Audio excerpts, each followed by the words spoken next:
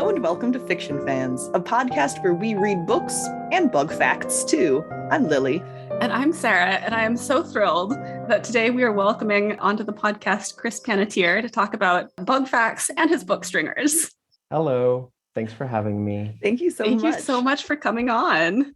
I love your podcast. I told you beforehand, but I'm going to say it for all your listeners. I love your podcast. I love your format. I love listening to you guys. It's just lovely. And I'm so glad that they're like full length and I can just soak them up. They're the best. All right.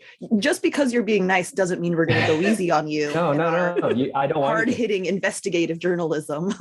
I expect only the toughest questions. All right. Well, let's get started with really the hardest one of the entire podcast.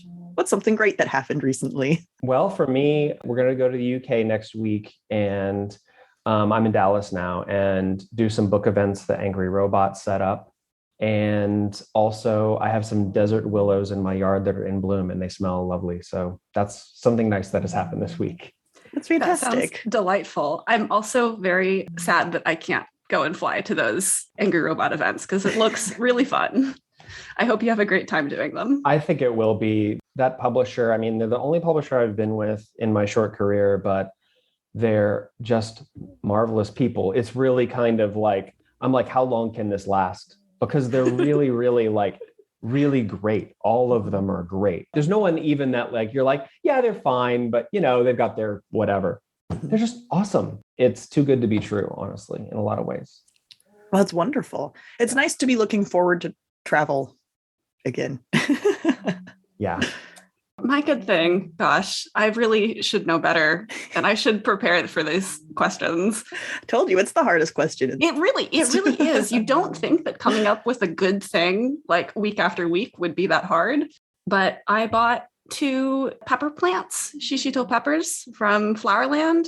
So I'm going to plant them this afternoon and hopefully they will grow better than they did last year. I got like 5 shishitos from them last year. I'm hoping for maybe 6 this time. Well, I got 0 last year from my peppers. 0. They just they got like the size of a dime and then died. Oh no. Yeah. That's so depressing. I love shishitos too. They're so good. Like fry them with a little bit of salt and oil. Perfect. That's it. My good thing that happened is actually that later today, my friends are finally having a wedding. It's been postponed twice now. Oh, wow. Yeah, poor things. But it'll be wonderful. They actually got married last year because they didn't want to keep waiting, but they have their party. And so I'm very happy for them. And what is everyone drinking this afternoon, this beautiful sunny afternoon?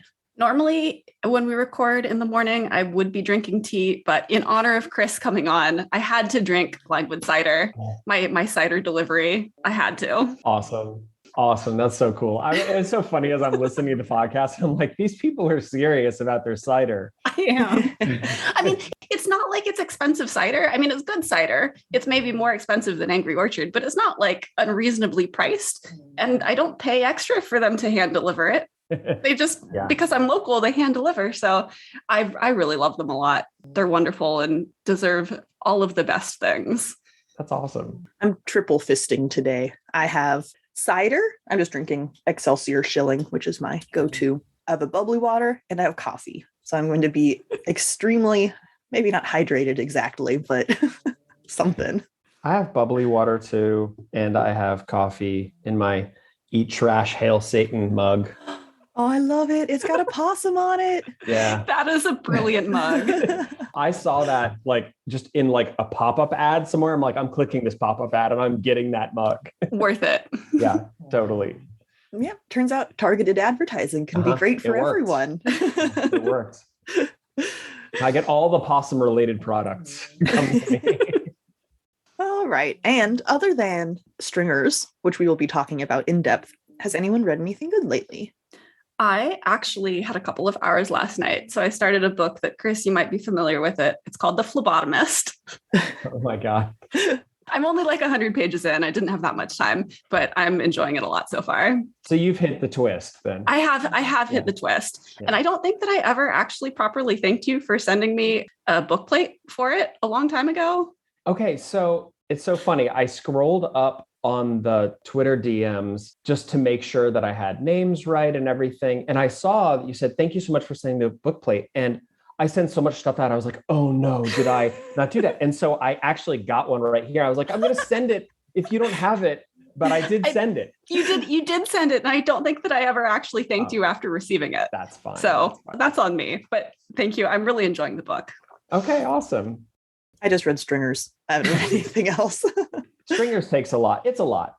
I am in the middle of reading Black Sun by Rebecca Roanhorse, which is fantastic. I just finished. Gabriella Houston is another Angry Robot author who wrote a book called The Second Bell, and I just finished her next book, which I think she's just sending to them. So it'll come out like next year. It's called The Bone Roots. Okay, so that's not the middle grade book that she had come out. No, so the middle grade book is called The Wind Child. Yes, she will be coming on the podcast. I think we record next weekend, actually. Oh, brilliant. Okay, so Second Bell, I read The Second Bell. I love The Second Bell. And so then I just read her next full adult manuscript that will come out next year. And it's, as much as I like The Second Bell, I think I liked it even more because Gabriella is just like a brutal writer. And I've told her this, I'm like, you're brutal. And not all readers love it because she's just very honest. Her writing's very honest and there's like no candy coating.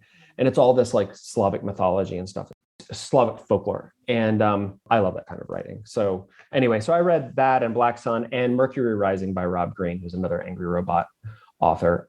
Most of my reading is reading stuff for blurbs or manuscripts of fellow writers. Very rarely do I just get to pick something off my shelf and read it. But Black Sun is my first one that I've gotten to do that in a while. Fantastic. I have to ask, is middle grade a British thing? Does that just mean middle school? No, it's here too. Yeah, I think it's just like a book genre age level term. Because whenever someone says that, I think they're saying mid-grade. And I'm like, that's hard. I actually know a lot about it because the first novel I tried to write was middle grade. Mm-hmm. And I was like, I got this idea. I wrote it. It took like 10 months. It was 98,000 words. That's about 3 times longer than you want a middle grade book to be. I queried it to 100.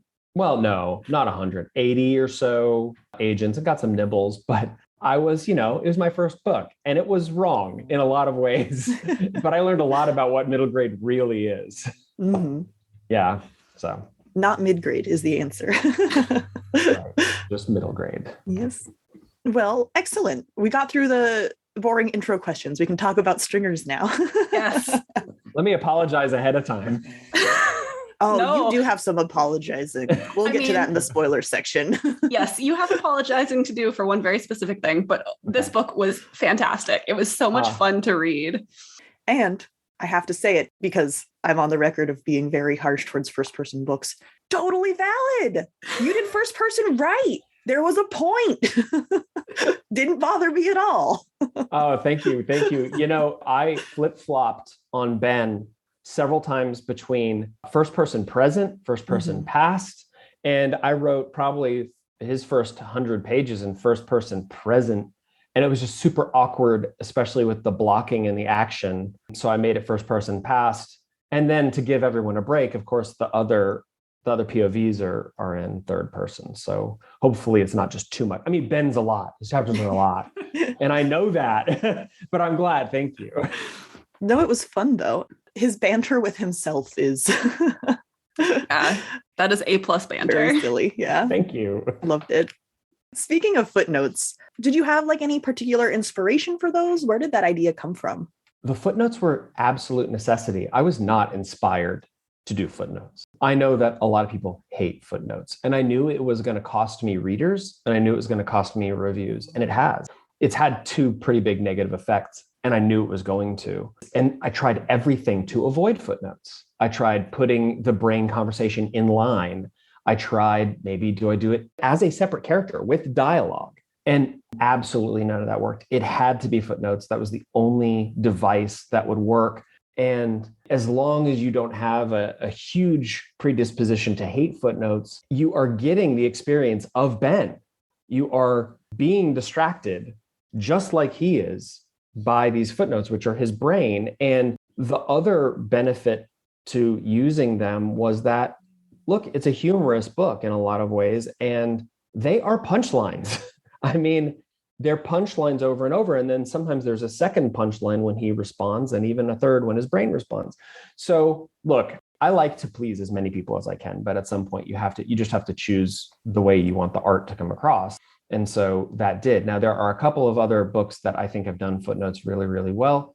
One is a friend of mine named Jess Hageman. Actually, she goes by Jess Hageman Bross now.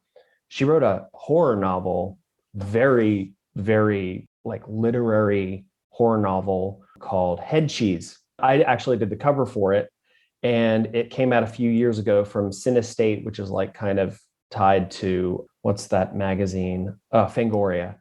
And she used footnotes. And that book was fantastic. They were used right. The other book that I think used them to hilarious effect was City of Saints and Madmen by Jeff Vandermeer, which has 60 pages. He provides a traveler's guide to ambergris in middle of the novel, a 60-page travel guide. And it's like 1/3 of the page is text and 2/3 are footnotes. And, okay, I think you've just sold me on this book. Okay, so I'm reading that book like 2 months before Stringers comes out. I'm reading it. I get to that chapter. I'm like, no. I'm like, fuck this. And I'm like, no, I have to. I just did a book with footnotes. I cannot skip the footnotes. And of course, he takes a total dig in the first footnote. It's written in this very kind of archaic language, but it basically says all the best stuff is in the footnotes.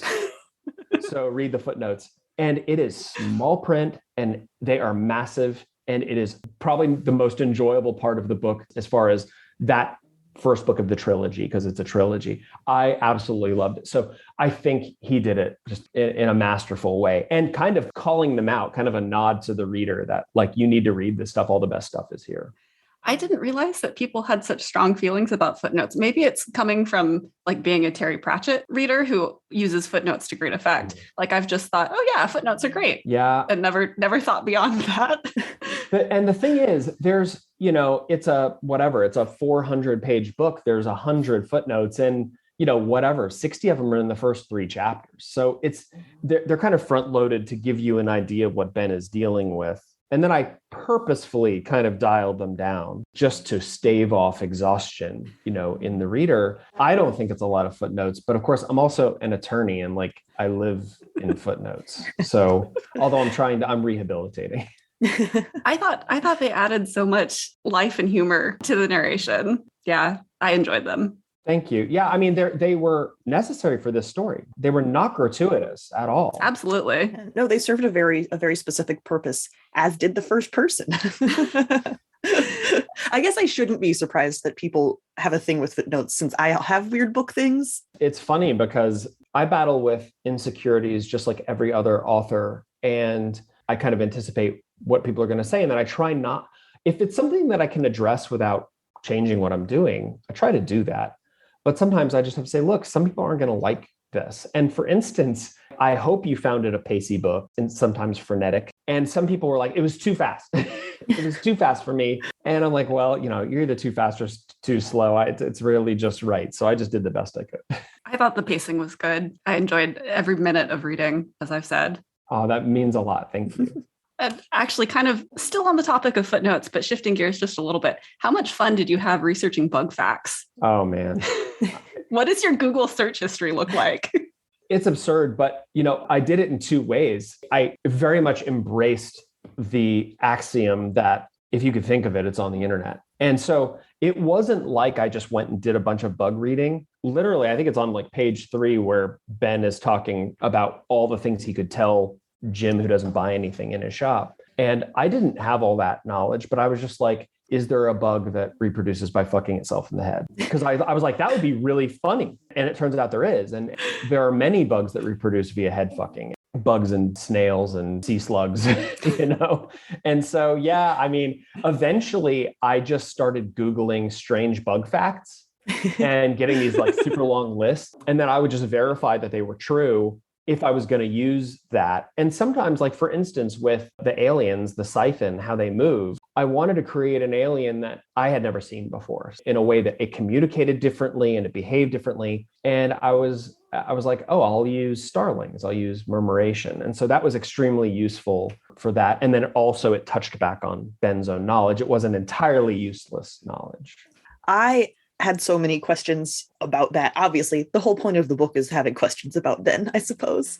So that's not a surprise or revolutionary at all. But I think all of them were answered. And I realized just now that I should not have brought this up in this section. Save it so for I the will spoiler stop. section. Okay. Just kidding. You mentioned changing the form or playing around with the point of view and stuff in the process of writing this book. How much of this did you pre-plan? So I actually started this book before I started The Phlebotomist. So I finished Burning in Flames middle grade book that, is in an ash heap somewhere. And that didn't sell. And I was like, okay, I had come up with this idea for someone who had all this strange knowledge. And why did I have it? And I started writing it. I got about 100 pages in. It was only Ben. There was no Patton. And I got to the abduction and then it kind of fizzled. And then I just so happened to get the idea for The Phlebotomist, put this book down and wrote The Phlebotomist in a few months, revised that and all of that. I was pantsing it very much. And I am a pantser. It has been great for The Phlebotomist. I got through the whole book. Obviously, there were needs for heavy revisions and all sorts of things, but the story was there. And same with Stringers. I have recently finished a fantasy, my first fantasy, and I had to rewrite it 3 times. Rewrite it, not revise, start over, where I really love the central conceits, but I've described it basically as, unspooling like a ball of rubber bands. And it did that to me twice. And the third time, I think I got it. So it has cost me. But at the same time, I think I kind of had to pants it to get where I got. I have tried plotting things out and outlining, and it just doesn't work because I'm like, I don't know where to go. I need the characters to tell me where to go. And so I just start writing and I just pick a motive for a character. And that once you pick a motive and you kind of think you know what that character wants, you're going to go places and then you can build everything out from there. So I'm very much a pantser, and I pantsed Stringers for sure. I did a lot of thinking, like I would run into issues where I didn't know what was going to happen. And I would go for a bike ride or whatever. And usually within 10 minutes, I would think of the answer and then spend the rest of the bike ride trying to remember the answer.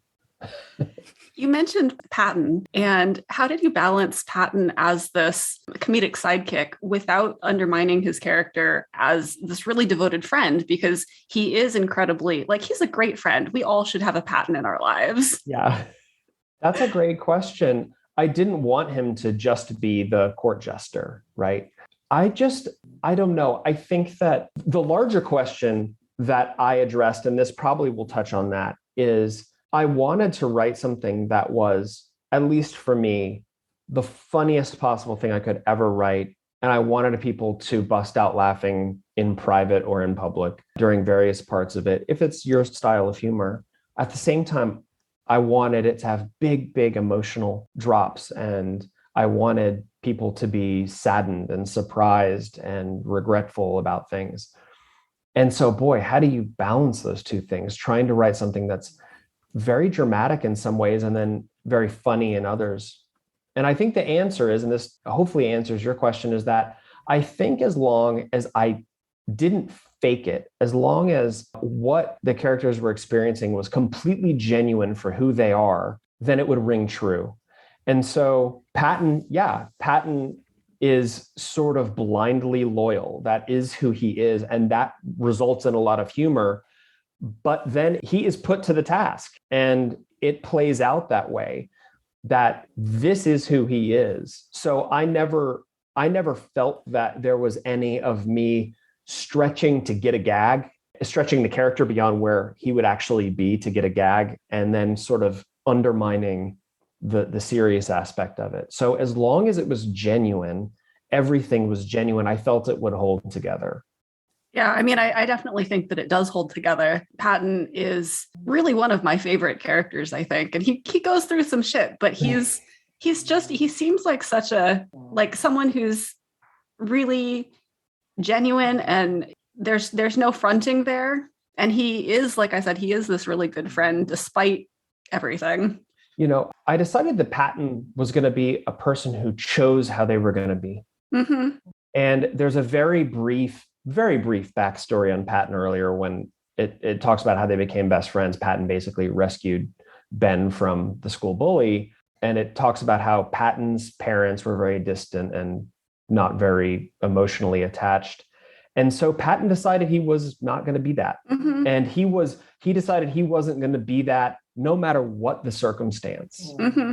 even when Ben is kind of awful. Mm-hmm. And we all want a friend like that. I think those people do exist for sure. I think I'm lucky enough to have one or two of those friends. They're not as funny as Patton, but just that loyal. They've decided I'm going to be this way, even if it could be to my own detriment. I really appreciated that Ben acknowledged and appreciated how good of a friend he is too. Yeah. That made that whole dynamic feel really sweet. It was really sweet. Ben had some definite weaknesses that, perhaps we all would have succumbed to what Ben succumbed to. Nectar is good stuff, but he was regretful that he had treated Patton the way he did, and he knew who Patton was. And I think that's what makes it worth it. Like Ben recognizes that he was an asshole. Yeah. Like he doesn't take Patton for granted. For a little bit he does, but yeah. He goes through some stuff. Yeah, he goes through some stuff. They're all in the shit together. Yeah. For sure. Actually, I have a question that's not specifically about the book, but Chris, you mentioned that you had done cover art for this one horror novel, and I've seen some of your art. You're an incredible artist. You've done album art, you've done alcohol labels. I realized yesterday when you posted that you had actually done the cover art for a book that I bought solely on the strength of the cover like 7 years ago. So in short, you're a great artist. Can you tell us a little bit about how you got into making covers and making album covers? Yeah. Hey, thank you very much. And everyone should go get The Devourers by Indra Das. That's the first book cover I got hired to do. But I really like album art, and I was really inspired by two album artists, Pushhead and John Baisley, who both use a lot of almost Art Nouveau style. And I started just drawing Art Nouveau style album covers and posting them on DeviantArt. And they were album covers for nobody and titling them album cover. And then a band in the UK was searching album cover artists, and like mine popped up because I had titled it that. And so that band was called Desolated, and they're in the UK. And I started doing it for them. And then it was just pure like word of mouth. Every other month or so, I would have a small band, usually unsigned, come and ask me to do their cover. And for the first 2 years, I did them for free, which no one should ever do because I didn't like value my art. I was like, I'm new to this. Which is totally stupid. No one should do that. And then it was just sort of word of mouth. So at any given time, I'm working on one or two commissions for either art. And then the book covers were later. Random House, who did The Devourers, found me just by a search and saw some of the album art. And so I got in that way. And then I recently did one for a friend for a small press for another horror novel. And I'm doing one for Angry Robot now. And you also did the art on The Phlebotomist, right? Yep. Yeah. It's interesting because I said I wanted it to be hot pink. There was a very specific reason I wanted the book to be hot pink right there. And they had sent some proposals where they had this like medical illustration style, which I hadn't even thought of to do. And then I was like, oh, I kind of like that. And they had a little image of a heart with flowers. And I was like, let me try to draw that. And so they were like, yeah, sure, go ahead. And so I did. And they put it on there, which is super awesome. But the flip side, okay, this is so funny. They asked me, they said, do you want to illustrate stringers? And I was like, yeah, okay. So I got out my oil paints and I was like, I'm going to do an old school sci-fi cover with a spaceship. Now, as you know, Stringers does not have a spaceship on the cover. Okay. And I did like a big, I took a long time. I designed it in a 3D CAD program. And then I used my reference and I painted the picture. And afterwards they were like, yeah, it's a space book, but it doesn't really convey what the book's about. Not that the current cover does, but the current cover, I love the current cover. But I kind of agreed. I was kind of like, yeah, maybe we'll just put the spaceship on the back or whatever. And we came up with the current cover, which once you read the book, you could probably figure out what it is. and it's more of a designy cover. But the spaceship is there. And here's stringers, there's stringers, right? And the spaceship is right there. Oh, Cool. And that is a painting like this big. There it is. There it is. So, that was really collaborative. We both sort of agreed, even though I'd done the art, that, it needed to be something else. And I think that as long as you always just say the art has to come first, you usually make the right decisions. But yeah, so it was really just kind of a natural, organic progression to start doing album art and book covers, really just word of mouth. And of course, the internet really helps. The internet really helps. Tagline. Now, don't quote me on that. Well, it helps with bug facts and it helps with album art. The internet is all good. Nothing bad has ever happened on the internet. No. Speaking of music, according to the acknowledgments, you listen to a lot of rock music when writing this novel. Favorite band to write to? Well, usually the actual musical lyrics and everything isn't while I'm actually writing, but it's every other moment of the day, pretty much. And I find it inspiring because my favorite genre of music is extreme metal. And the reason is that the people who play extreme metal are so devoted to creating a sound and a story that they will then tour on it and play to rooms full of 5 people. And I just love they're doing it for the art, and they're pressing the boundaries of storytelling and music that very few people actually hear in the large scheme of things. The ones that get super popular, like Metallica, everybody knows Metallica and a few others. These other bands are singing about super, super crazy, weird stuff. I mean, like one of the bands I probably listed in there, Vector. Vector sings about like trying to relight the sun when the sun goes out. And like Mastodon sings about a vision quest by a disabled kid in a wheelchair who like goes into the ether and meets Rasputin. And you're just like, what? And then there's another band, Ensiferum, that only sings songs. They're Viking metal. They only sing songs about going to battle, being in battle, or returning from battle. And how incredible is that? How is awesome that people are doing that? And a lot of people hear metal and go, oh, that's too angry for me. And I want to say very little of it is actually angry. It's just loud and growly, but they could be singing about Ewoks. Like, you don't know. And a lot of them are singing about Ewoks, okay? There's a whole subgenre called pirate metal.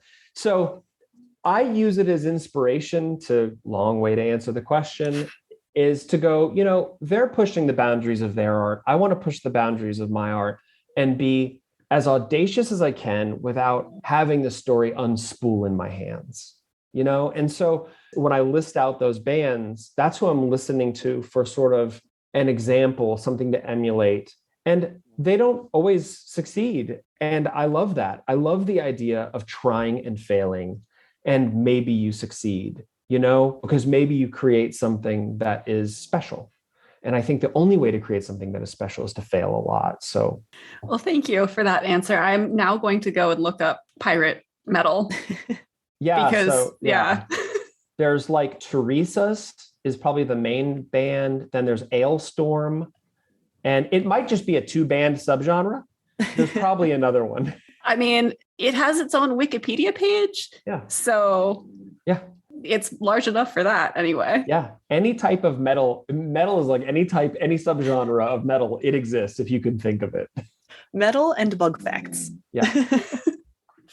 I love it. I know what I'm listening to at work on Monday. Also, speaking of the internet and things that can be found on the internet, I saw a picture on, I think it was Angry Robot's Twitter feed of 2 of the Angry Robot employees wearing some of the tracksuits that are mentioned late in this book. How does one get one's hands on one of these horrible tracksuits? They're so bad. So I worked with a company and I had those made, and the truth is you don't want one because they are 100% polyester. They are the hottest things you'll ever wear. We have a book event week after next in Manchester. My friend Dan Hanks, who also writes for Angry Robot, he has one of the tracksuits. I have one. We're going to wear them. Who had a wonderful shout out in this book, by the way. I caught that. It was a lot of fun. I'm so glad you caught that. But yeah, so I wanted to create the ugliest possible tracksuits to ever exist. I think I got close. And I cannot believe that Gemma and Caroline and Eleanor wore those things. Eleanor said she wore hers on the subway in London, which is already hot. I cannot believe she did that. They're amazing. So yeah, I just thought it would be funny. And I didn't expect them to wear them as much as they have. And I am forever indebted to them for sacrificing their welfare like that. I thought it was great book promotion. Thanks. So we can't talk too much about Ben yet. But the main thrust of this book is him trying to figure out why he has all of this knowledge. And he runs through a couple of different theories we hear a little bit about over the course of this book. And obviously we can't talk about which one is true. But one of the things that he researches is the idea of reincarnation theory. And of course that actually has religious implications, but there's this huge pop culture thing where everyone thinks they're the reincarnation of Marilyn Monroe. And I was wondering, did you look into the sort of, specifically the pop culture silliness of reincarnation, and why does everyone think they're a famous person?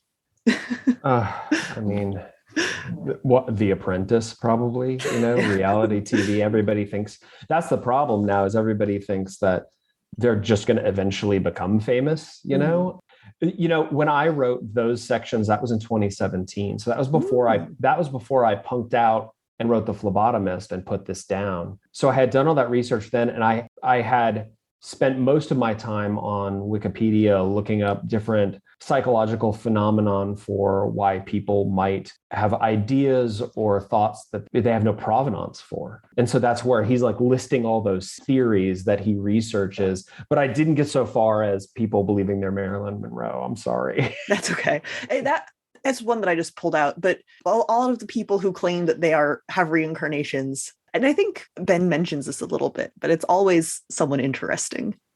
Yeah. Well, I think if you claim that you're reincarnated, you're probably selling something. Fair enough. So a lot of the quotes that I've seen for this book compare it to Hitchhiker's Guide to the Galaxy. And I have a very mixed feelings on that. I would agree it's a similar tone. They're silly, but the books themselves are very different. Yes. And I'm glad you see it that way. Look, I almost passed out when I saw that Publishers Weekly gave it a starred review. Like, I never in a million years thought, first of all, I never thought I would publish a book. I never did. And then to get that kind of recognition, I never expected. But they compare it to Hitchhikers. And that is a total mixed blessing. Mm-hmm. Because Hitchhikers is, I've said this before, Hitchhikers is beloved. And so, I've already got some reviews that are like, some are like, oh no, I like this much more than Hitchhikers. And then I've got some that are like, I heard this was Hitchhikers. This isn't Hitchhikers. And they're pissed and they give it a bad review.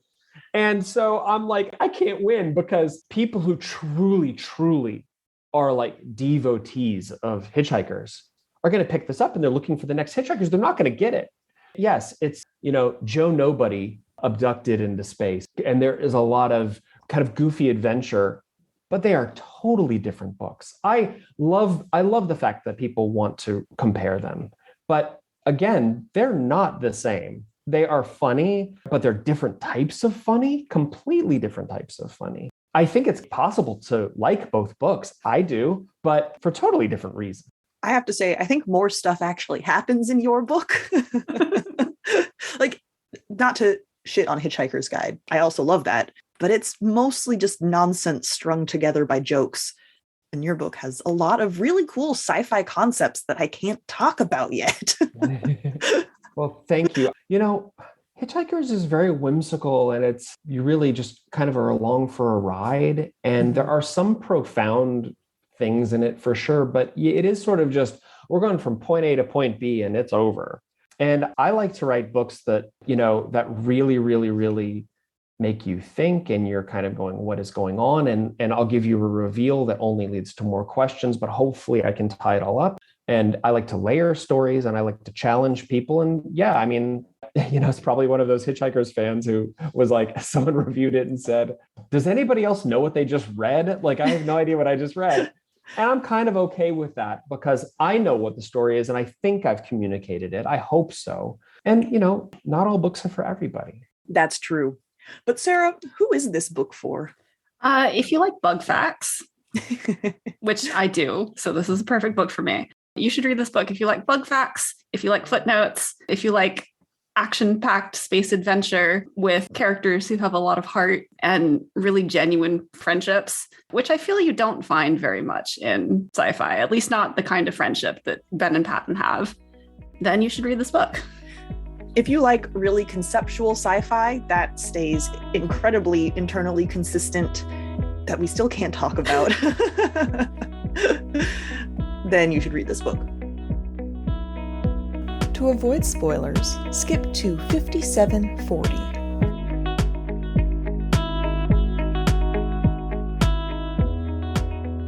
All right, we can finally talk about it now. Okay, first things first. Chris, how could you do this to us? That ending. I'm sorry. How could you do that? I'm not sorry. You should be sorry. Well, yes. Are you talking about what happens to Ben? Yes. Yeah, it was heartbreaking. Yeah. Yeah. It was the only way it could end. And by the way, when I wrote the last footnote, which was where Ben is, kind of disaggregating inside of the dredge, and he's trying to remember what happens, and his brain says the universe takes you back. Like, to me, I would never, even if I was able to come up with another device instead of footnotes, at that point, I would have just left them because it was the only way, it was the only course his story could take.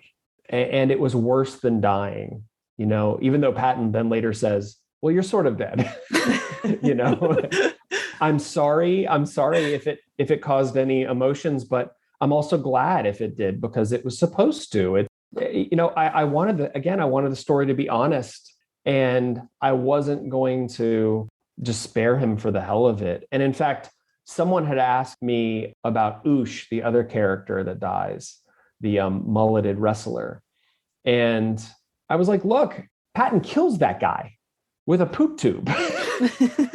And that tells you it's less about Guush. It's much more about what Patton is willing to do for his friend, And so sometimes death have to happen. And I think the way that Ben goes is the only way that a story about somebody who can't keep their mind quiet could end. I kind of played with a lot of different ideas, but I do think that was the only way it could unfold. So I'm sorry. No, don't apologize. It was incredible. Yeah, I agree with you. This had to happen.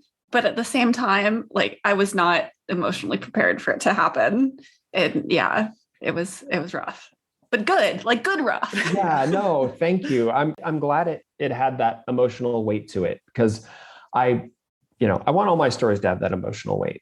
And I totally have undersold that side of this book. I mean, on Twitter, I'm all like, oh, bugs and butts. But to me, it's even more important, the other stuff. That's all that other stuff is there to get us to where it eventually goes. So yeah, that was how I felt it had to end.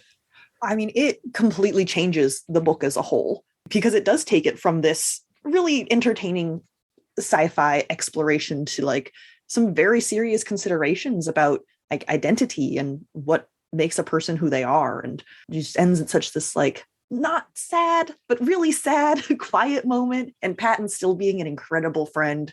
Yeah. Oh. He's just going to work with him every day, and that's his future. And that. They're going to eat empanadas, space empanadas. Yeah. Oh, they had a different name for it. I forget. Zorch latkes or something. There you go. Yeah. I think what Patton calls them. I'm going to start calling them that now, and no one will get the reference, but I will insist on it. Oh, man. And it is I think having it be a surprise is so important, especially for the emotional journey that the book takes you through as a reader. It gives it more weight in a way. Yeah. When you're not expecting it. But then how do you talk about, like you said, how do you talk about that without ruining it? It's impossible. But unless you have it segmented in a spoiler section like we do. Exactly. But in recommending the book, though, how do you say, it starts off really silly? Just read it. Don't ask questions, just read it. I have a hard time. I have a hard time with explaining this one to, just this guy knows all this stuff. And why does he know it? Buy the book to find out, Yeah. Well, that was okay. Now I can talk about it. Through so much of this book, it really bothered me that Ben has all of this information, but only about earth insects. And I was like, well, if he knows everything about all bugs, shouldn't he know about space bugs too? That doesn't make any sense. Blah, blah, blah, blah. But it did make sense. You answered the question. It was great. Oh, yeah. Thank you. Yeah. I mean, I did a lot of writing, like to make it cohesive to myself. Like I sort of eventually, like I kind of described it as like counting through the alphabet. Like I have to get from A to Z, and I will write A to Z, and then I'll pluck out the letters I don't need anymore, just giving what's necessary to the reader. But yeah, I mean, hopefully it came across okay and it all made sense. I was running a lot of different things at once, I mean, yeah. How many people are on the cord, the fact that, as you go back in time, the cohesion of what you're getting goes down. So you get less and less the further away you get, and it has to imprint in a certain way. Yeah. Well, I'm glad you didn't stay angry. Well, angry is a little dramatic, but I was like trying to figure out how to ask you that question without being rude. And then I didn't have to because the book answered it. Oh, well, you can ask any question, even if there's something, if you think I did something shitty, you let me know. I will try to defend it.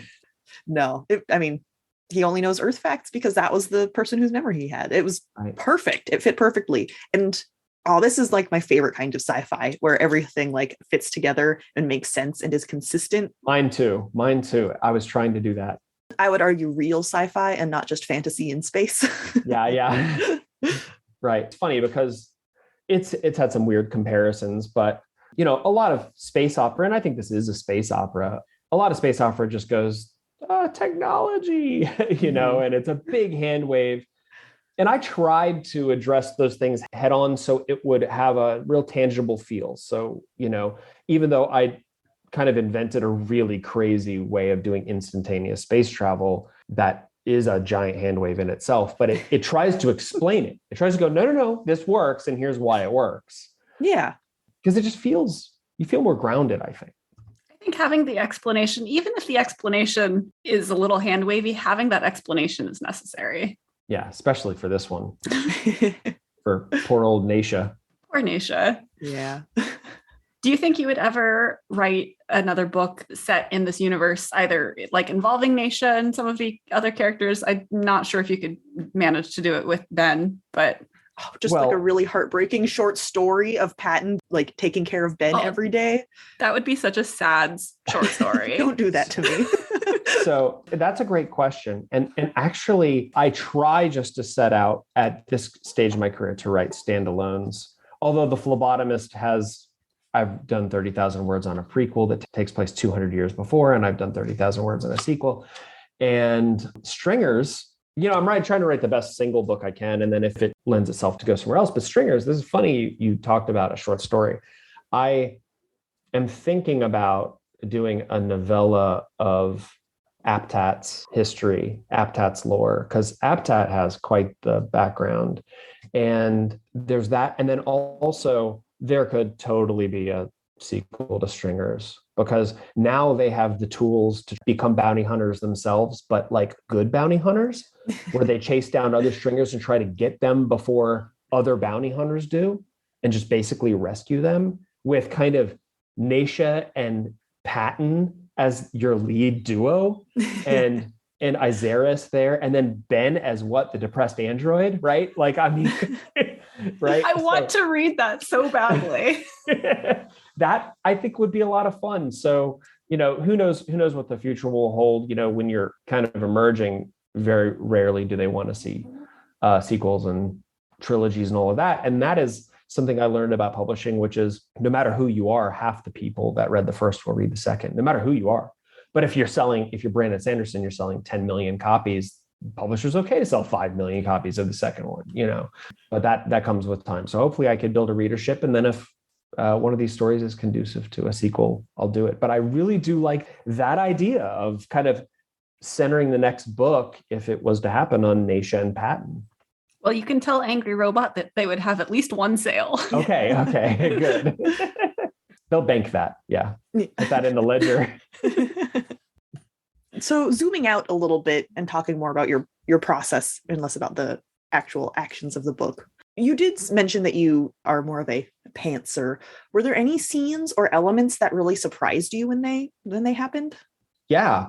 All of the stuff that happened at Azerat, when they finally get to Azerat, I had it in my head that because Ben had been a siphon or was on the same chord as a consciousness as a siphon, that he would just be able to find the chime, that the chime would just, his previous, it's not incarnation, but his previous consciousness had hidden the chime somewhere there, and he would be able to find it, and then they could destroy it. And that would have been okay. But I hadn't even thought to have a siphon squirrel from the time lance and go off by themselves and stay there and die that way, and then have the instrument maker as their prior, which caused them to do it. I hadn't planned any of that. I hit the point where I was like, okay, well, it's dumb to just have a siphon go, hey guys, I'm going to fly over here, maybe go gamble a little bit at this place, and I'll be back. And then they come back and they don't have the chime anymore.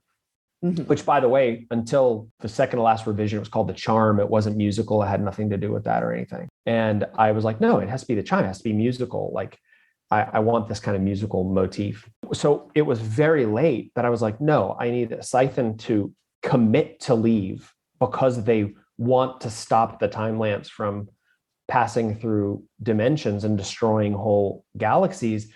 Okay, now why do they suddenly do that? They have to change. Something about them has to change. And by then, and this happens all the time, I've already written in the infrastructure for that to work, but I didn't know it. And I was like, oh, okay, well, if Jekka, this siphon, is a prior of Ben's, I can give Jekka a prior that Jekka has visions of this prior, and something happens that changes Jekka and makes them sabotage the time lance so it can't do this anymore. And so Jekka's first prior is the instrument maker, which totally changes everything about Jekka. That was all, like, none of that was planned. That was at the very end when I was like, this doesn't feel powerful enough. Just him hiding it, which was the plan all along. Mm-hmm.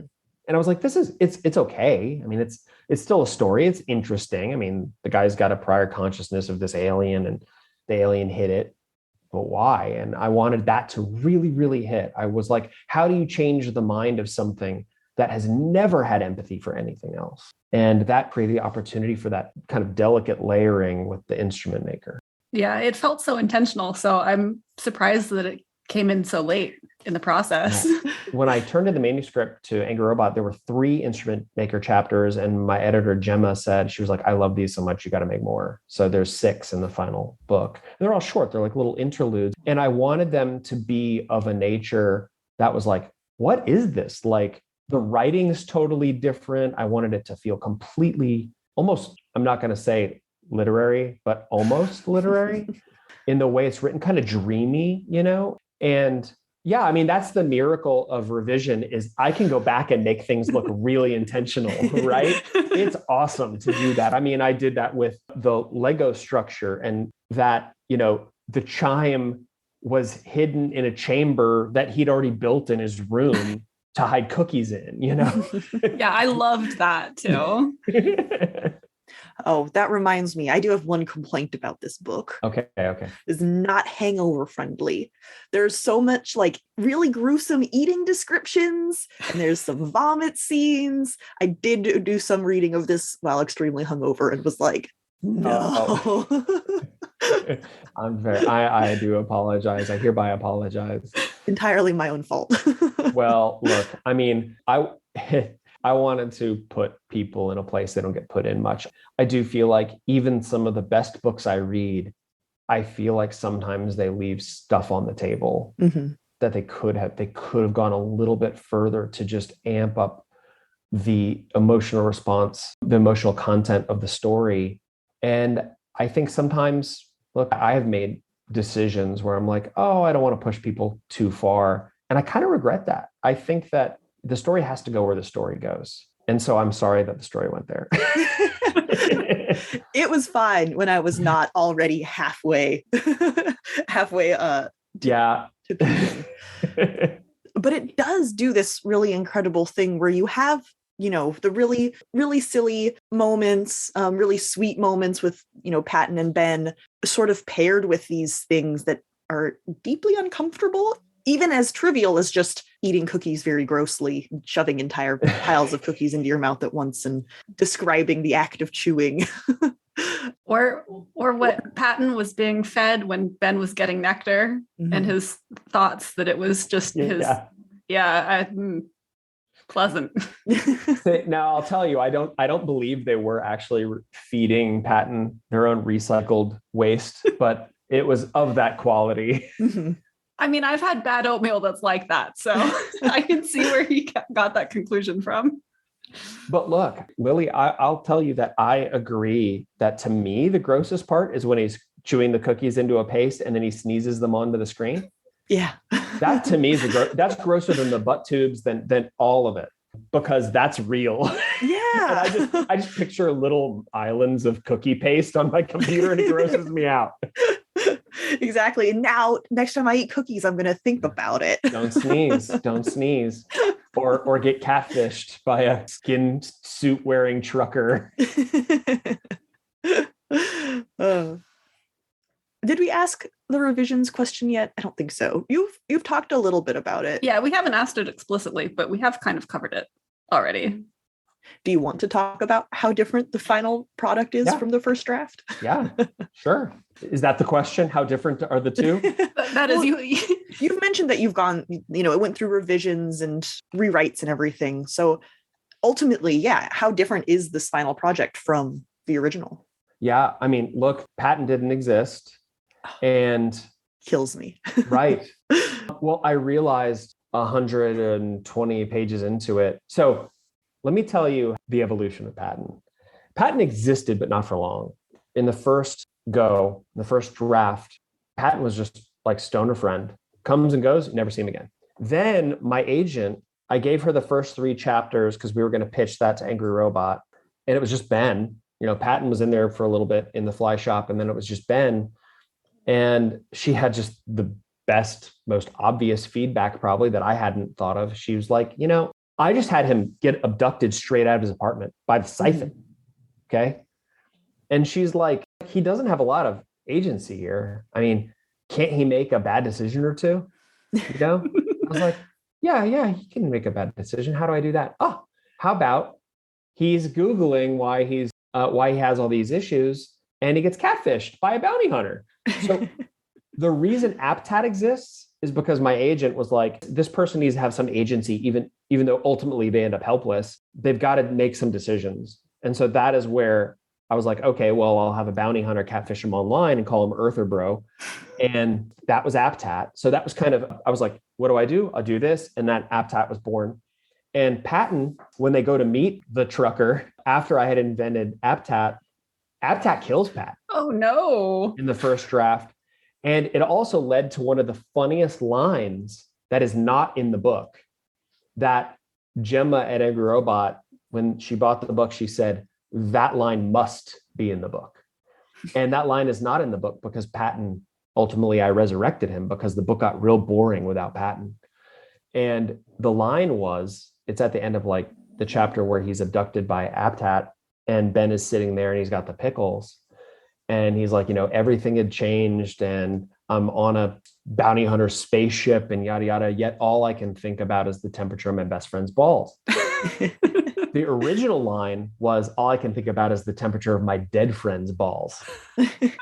And Gemma was like, I'm buying the book because of that line. But then I had to unkill him. So that was a big difference. You had no APTAT, you had no Patton. It's funny because it's like APTAT kind of just, honestly, as bad as APTAT is, I mean, APTAT is basically a slave trader. APTAT always kind of called it the way it was, and took the hits when they came, right? When they blew up and whatever else. APTAT was at least honest about all of his actions. Yeah. I think that, it's interesting. I had a friend who said, oh, when Aptat had the whole conversation with Naisha about who they were and about how everybody loves stories of redemption and yada, yada, but redemption is the exception. It's not the rule. And a friend of mine told me, he goes, oh, I know what's going to happen.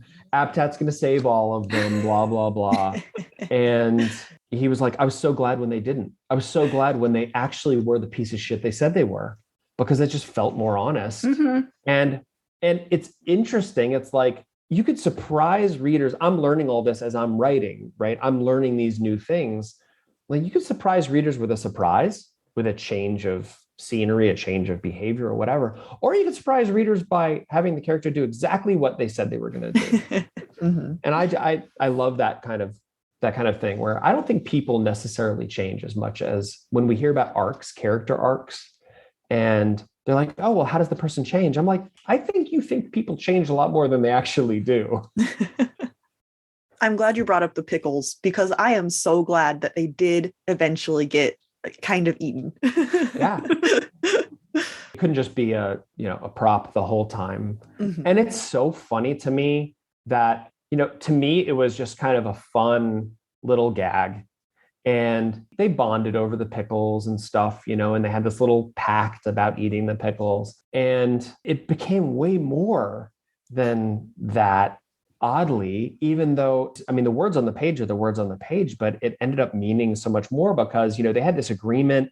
Patton is starving and eating the food from the foodie. He won't eat the pickles because they had an agreement. And then it's Patton that eventually, it's the one thing he does where, after all of the things that Ben does to him, it's the one little thing that he does where he's like, yeah, I wish you were here, man, but I got to leave the pickles here, that for the siphon, play that final joke on them. And he eats a pickle and toasts Ben, It's funny how the pickles really took on a life of their own. It reminds me of that moment in Lord of the Rings where Samwise reveals that he's kept the salt from the Shire. Yeah. Except it's the pickles. I think that I wrote an essay on this, on inanimate objects and why we're so attached to them. I think it's not just the importance that the characters put on them. Like for Samwise, it was an act, right? It was like remembering, and it was a reminder. But I think for the pickles, it's kind of like the pickles are helpless, and so is the reader. Pickles can't change the story, and neither can the reader. And so the reader is going to identify with the pickles because they're along for the journey as much as you are, right? And I do think that's one of the reasons we kind of latch on to inanimate objects that are kind of recurring. And coincidentally, I am also the same temperature as Patton's balls. Is it that cold there? Yes.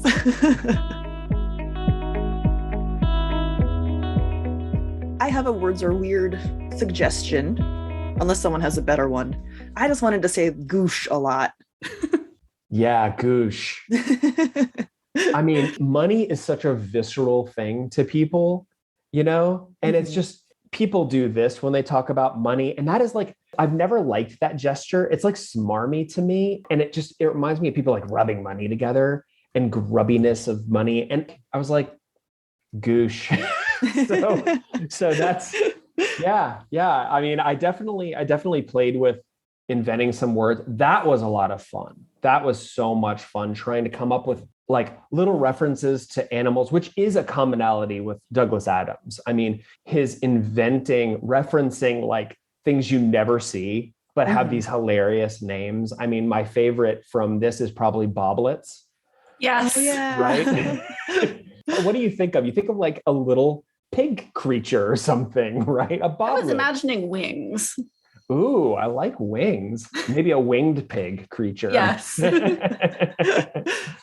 Yeah. So yeah, but Guush was fun. And that is all done with a straight face. So yeah, Guush, and this is registered Guush, whatever that means.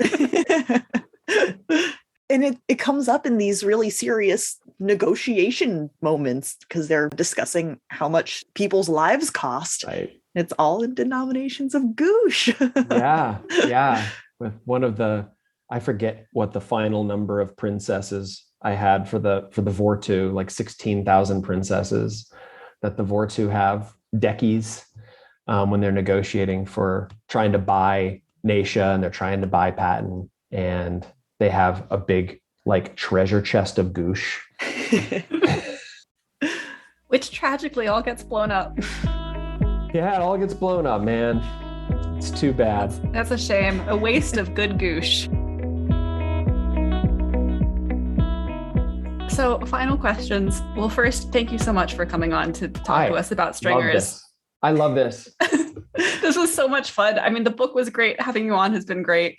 I mean, it really is just sitting down for a conversation. I love this podcast. Oh, I did wear this shirt for you guys, which I think is the absolute like stringer shirt. So it's got a spaceship. Get in, loser. We're doing butt stuff. Where did you get that shirt? I need one. I think I got it from the same place I got the Hail Satan Eat Trash mug from. So if you just like Google "Get in, loser" UFO shirt, it pops up. Okay. Yeah. Good to know. Yeah. Hold on. They really fact were checking that. Wow, Lily is fact checking that. Wow. I don't know if you can tell us a little bit about any of your current projects, if you're working on anything. Yeah. Thank you for asking. I made reference to a fantasy that I started. You did. I started this book 2 years ago, almost 2 years ago. And for reference, like the first draft of The Phlebotomist I wrote in 2 months. The first draft of Stringers, when I actually sat down to write it, was about 3.5 months. It took me 2 years and 3 full rewrites to write this fantasy because I got into trouble pantsing it. And it did unravel on me and just spin off the planet. And I think I have gotten it where it needs to be. It's audacious.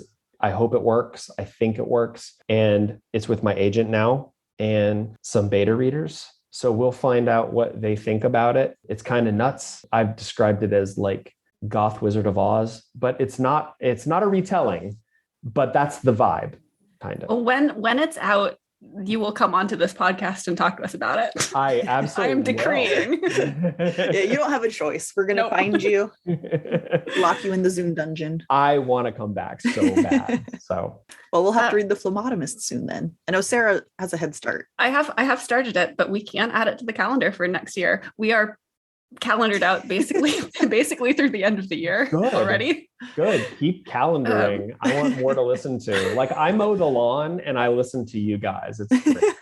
That's wonderful. Guys, I'm to the point of like, I will have a time earlier in the week to listen to the podcast and I will put it off because I know I have to mow and that's when I listen. I feel like that's the goal for us. Yeah. Be something you can mow the lawn to. I mean, it's great. I'll be done with the lawn. I'm like, oh, I'm done with the lawn? Because I've just been immersed. Perfect. One last question for listeners who have listened to this episode, who want to go and find you and find your book. Where can you be found on the internet? My website is chrispanatier.com and I'm super active and talkative kind of everywhere. My Twitter is at Chris J. Panatier. And I'm on Instagram at Chris Panatier. If you get an account that's like locked down and doesn't look like it's a very active account, that's my cousin, Chris Panatier. So don't harass him. It's a very traditional, like big Irish Catholic family where everyone is Chris or James or Michael or Matthew, and that's it. There were no other names available, apparently. So yeah, but I'm pretty active. I'm pretty active in all those places, and I respond to DMs and all of that stuff. I love talking to readers and other writers and anybody who loves books. Well, fantastic. Thank you again so much for joining us. It's been so much fun talking to you about this absolutely bonkers book. And we're out of the spoilers section, so I can't talk about it again. Thank you so much for having me. I mean that. I really was looking forward to being on this, and it has absolutely met and exceeded my expectations. You guys are wonderful. Well, so are you. Thank you again, and talk soon. Bye. Thank you so much for listening to this episode of Fiction Fans. Come disagree with us. We're on Twitter and Instagram at FictionFansPod. You can also email us at fictionfanspod@gmail.com. If you enjoyed the episode, please rate and review on Spotify and Apple Podcasts. And follow us wherever your podcasts live. Thanks again for listening, and may your villains always be defeated. Bye. Bye.